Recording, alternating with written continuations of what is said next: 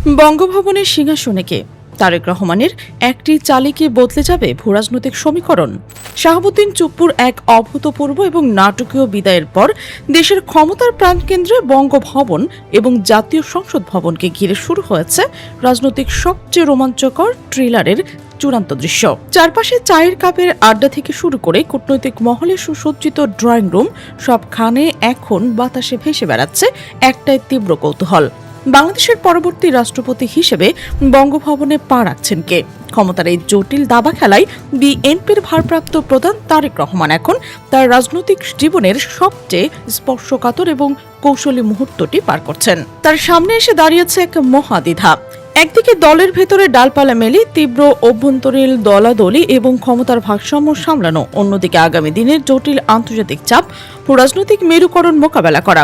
এই দ্বিধা চ্যালেঞ্জের মুখে দাঁড়িয়ে তারেক রহমান শেষ পর্যন্ত কোন ট্রাম্প কার্ডটি খেললেন তা নিয়ে পুরো দেশ জুড়ে চলছে এখন চরম তোলপাড়। রাজনৈতিক বিশ্লেষকদের একটি বড় অংশের মতে তারেক রহমানের টেবিলে এই মুহূর্তে সবচেয়ে মোক্ষম এবং নিরাপদ চাল হতে পারতেন নোবেল বিজয়ী ডক্টর মোহাম্মদ ইউনূস।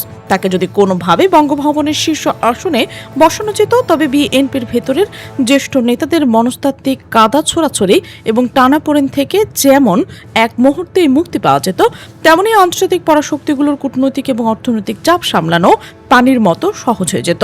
তবে রাজপথের বাস্তবতার রাজনীতি তো কেবল একটি মাত্র সমীকরণে চলে না। সেই সমীকরণটি যদি কোনো কারণে বাস্তবায়িত না হয়, তবে সামরিক এবং রাজনৈতিক পর্যালোচকরা কয়েকটি অত্যন্ত হেভিওয়েট নাম এবং তাদের রাষ্ট্রপতি হওয়ার পেছনের বেশ কিছু চাঞ্চল্যকর যুক্তি সামনে নিয়ে আসছেন, যা রাজনৈতিক অঙ্গনে ব্যাপক আলোচনা সৃষ্টি করেছে। এই আলোচনার একেবারে শীর্ষে যার নাম ঘিরে সবচেয়ে বড় জল্পনা চলছে, তিনি মেজর হাফিজউদ্দিন আহমেদ। চুপ্পুর পদত্যাগের ঠিক পরপরই তার ভারপ্রাপ্ত রাষ্ট্রপতির চেয়ারে বসানো হয়েছে। তাকে রাজনৈতিক বিশ্লেষকরা সম্পূর্ণ অনিবার্য একটি ঘটনা বলেই মনে করছেন। আপাতত বিএনপির হাতে এর চেয়ে সুচিন্তিত কোনো বিকল্প ছিল না। কিন্তু তাকে কি কেবল ভারপ্রাপ্ত দায়িত্বে সীমাবদ্ধ রাখা হবে, নাকি স্থায়ীভাবে দেশের 23তম রাষ্ট্রপতি হিসেবে নিয়োগ দেওয়া হবে, সেটি এখন সবচেয়ে বড় প্রশ্ন। মেজর হাফিজকে স্থায়ী করার পেছনে যে যুক্তিগুলো উঠে এসেছে তা সত্যি বেশ জোরালো।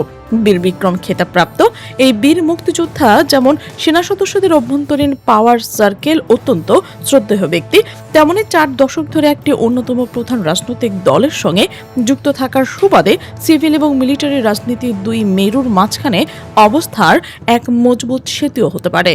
তেমনি 4 দশক ধরে একটি অন্যতম প্রধান রাজনৈতিক দলের সঙ্গে যুক্ত থাকার সুবাদে সিভিল এবং মিলিটারি রাজনীতির এই দুই মেরুর মাঝখানে অবস্থার এক মজবুত সেতুও হতে পারে। সম্প্রতি সংসদে তার রাজকীয় ভঙ্গির গঠনমূলক বক্তব্য, দিক নির্দেশনা সাধারণ মানুষদের মাঝেও বিপুল প্রশংসিত হয়েছে। তাকে রাষ্ট্রপতি পদে স্থায়ী করলে তারেক রহমানকে দলীয় কোনো জ্যেষ্ঠ নেতাকে ধরে টানাটানি করা বা আসন খালি করার মতো ভেজা বিড়াল খেলায় নামতে হবে না। তবে রাজনীতির সমীকরণ সবসময় এত সহজ পথ ধরে হাঁটে না।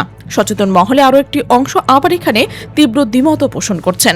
তাদের মতে মেজর হাফিজের মতো শক্ত এবং অভিভাবক তুল্য ব্যক্তিত্বকে সংসদ ভবনের 4 দেয়ালে বন্দী করে ফেলার সংসদের ভেতরে নিয়ন্ত্রণ হারিয়ে যেতে পারে এবং আবারও অরাজকতা এবং গোলযোগ দেখা দিতে পারে। ফলে প্রশ্ন থেকে যায়, মেজর হাফিজ যদি শেষ পর্যন্ত বাদ পড়ে যান, তবে এই রেসে আর কারা টিকে থাকছেন? বাতাসে ভাসছে 4 জন অভিজ্ঞ রাজনীতিবিদের নাম: মির্জা ফখরুল ইসলাম আলমগীর, রুহুল কবির রিজভী, লুৎফুজ্জামান বাবর এবং ডক্টর মঈন খান। কিন্তু এই রোমাঞ্চকর নাটকের সবচেয়ে বড় টুইস্ট হলো, আলোচনা শুরুর আগে দৌড় থেকে ছিটকে পড়ার পরে বিএনপির বর্ষিয়ান নেতা ডক্টর মঈন খান। এর নেপথ্যে কাজ করছে এক চরম কৌশলগত হিসাব নিকাশ।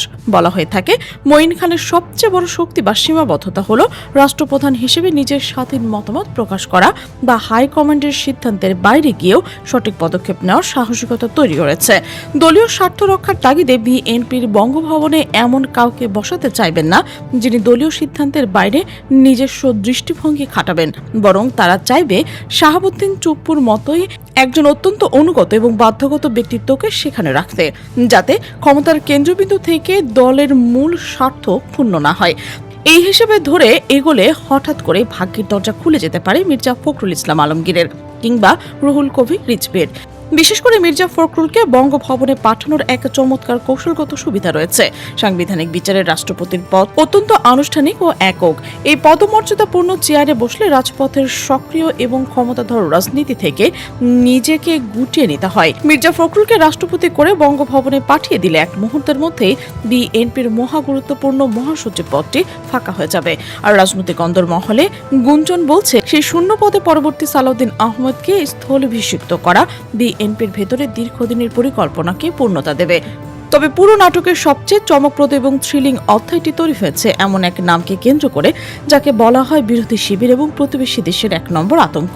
সম্প্রতি মিডিয়ার নতুন করে সক্রিয় হওয়া সেই আলোচিত রক্ত গরম নাম লুৎফুজ্জামান বাবর। সাবেক এই রাষ্ট্রপতির প্রতিমন্ত্রী একসময় বিএনপি সরকারের সবচেয়ে শক্তিশালী এবং প্রভাব বিস্তারকারী ব্যক্তি ছিলেন। তারেক রহমান নিজে অত্যন্ত স্পর্শকাতর স্বরাষ্ট্র মন্ত্রণালয়ের ভার তার ওপর ন্যস্ত করেছিলেন।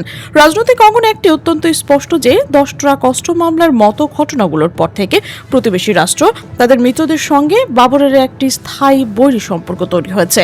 বর্তমান প্রেক্ষাপটে বিএনপি যেহেতু বেশ শক্ত এবং কৌশলগতভাবে ভারত বিরোধী অবস্থান গ্রহণ করেছে, এমনকি জাতীয় সংসদে দাঁড়িয়ে সক্রিয় তারেক রহমান ভারতকে দেওয়া অতিরিক্ত সুযোগ সুবিধা নিয়ে কড়া নেতিবাচক মন্তব্য করছেন। ফলে বাবর সাহেব গুরুত্বপূর্ণ দলীয় হাইকমান্ডের কাছে আবার হু হু করে বাড়তে শুরু করেছে।